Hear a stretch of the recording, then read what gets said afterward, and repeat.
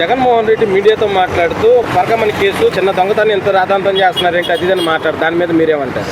లక్షల కోట్లు దోచుకున్న వాడికి పరకమణి చిన్న కేసులాగే కనపడుద్దండి. ఆర్థిక నేరస్తుడు మాట్లాడాల్సిన మాటలే మాట్లాడుతున్నాడు.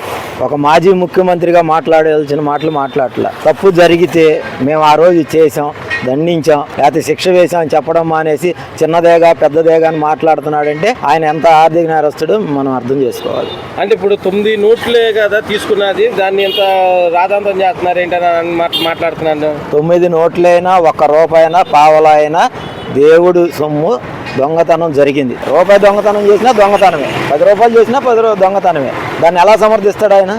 మేము డబ్బులు వాళ్ళ దగ్గర నుంచి 14 కోట్లు టీటీడీకి రాయిచ్చాము అది ఇదని మాట్లాడుతున్నాడు.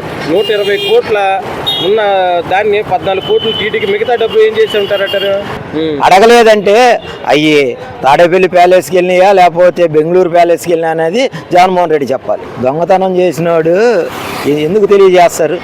వాళ్ళ అయ్యంలో జరిగింది కాబట్టి అది కప్పిపుచ్చుకొని మరో 30 ఏళ్ళు మేమే అధికారంలో ఉంటాం, ఇలాంటి నేరాలు ఎన్నైనా చేసినా మమ్మల్ని అడిగేది ఎవడు అన్న ధీమాతో ఇలాంటి 100 కోట్లు కాదు కొన్ని వేల కోట్లు మట్టిలో కానివ్వండి, ఇసుక దందాలు కానివ్వండి, లిక్కర్ స్కాములు కానివ్వండి, అనేక స్కాములు చేసి దోచుకున్న జగన్మోహన్ రెడ్డి ఇలా ఓడిపోయి ప్రజలకు సమాధానం చెప్పాల్సిన పరిస్థితి వస్తుందని ఆయన ఊహించుకోలేదు.